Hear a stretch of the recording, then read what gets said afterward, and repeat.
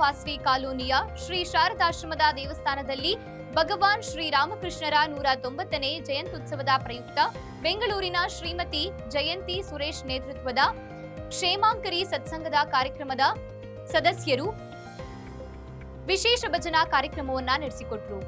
ಈ ಭಜನಾ ಕಾರ್ಯಕ್ರಮದ ದಿವ್ಯ ಸಾನ್ನಿಧ್ಯ ವಹಿಸಿ ಆಶೀರ್ವಚನ ನೀಡಿದ ಶ್ರೀ ಶಾರದಾಶ್ರಮದ ಅಧ್ಯಕ್ಷರಾದ ಮಾತಾಜಿ ತ್ಯಾಗಮಯಿ ಅವರು ರಾಷ್ಟ್ರಕವಿ ಕುವೆಂಪು ಹೇಳಿದಂತೆ ಶ್ರೀರಾಮಕೃಷ್ಣ ಪರಮಹಂಸರು ಈ ಯುಗಕ್ಕೆ ಬೇಕಾದ ಧರ್ಮ ಸಮನ್ವಯ ದೃಷ್ಟಿಯನ್ನ ನೀಡಿ ಮತಭೇದದ ವಿಷವನ್ನ ಹೋಗಲಾಡಿಸಿ ಸಮಾಜವನ್ನ ನಿರ್ಮಿಸುವ ಪ್ರಯತ್ನ ಮಾಡಿದ್ದಾರೆ ಎಂದು ತಿಳಿಸಿದ್ದಾರೆ. ಕುವೆಂಪು ಅವರು ಶ್ರೀರಾಮಕೃಷ್ಣ ಪರಮಹಂಸ ಅನ್ನುವ ಒಂದು ಚಿಕ್ಕ ಪುಸ್ತಕವನ್ನು ಬರೆದಿದ್ದಾರೆ. ತುಂಬಾ ಸುಂದರವಾದ ಪುಸ್ತಕ.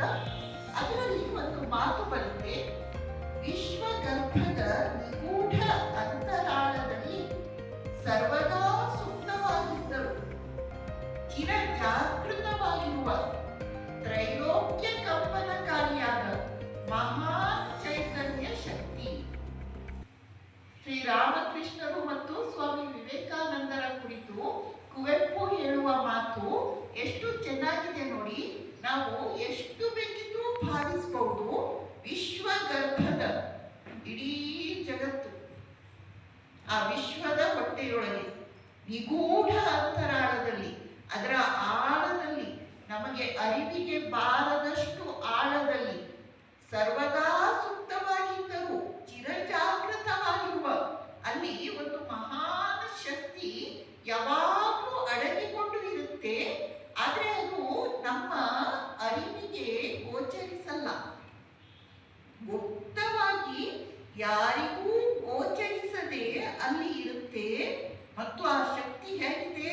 ತ್ರೈಲೋಕ್ಯ ಕಂಪನಕಾರಿ, ತ್ರೈಲೋಕ್ಯ ಕಂಪನಕಾರಿ. ವಿಶ್ವಗರ್ಭದ ನಿಗೂಢ ಅಂತರಾಳದಲ್ಲಿ ಸರ್ವದಾ ಸುಪ್ತವಾಗಿದ್ದರು, ಚಿರ ಜಾಗೃತವಾಗಿರುವ ತ್ರೈಲೋಕ್ಯ ಕಂಪನಕಾರಿಯಾದ ಮಹಾನ್ ಚೈತನ್ಯ ಶಕ್ತಿ ಶ್ರೀರಾಮಕೃಷ್ಣರು.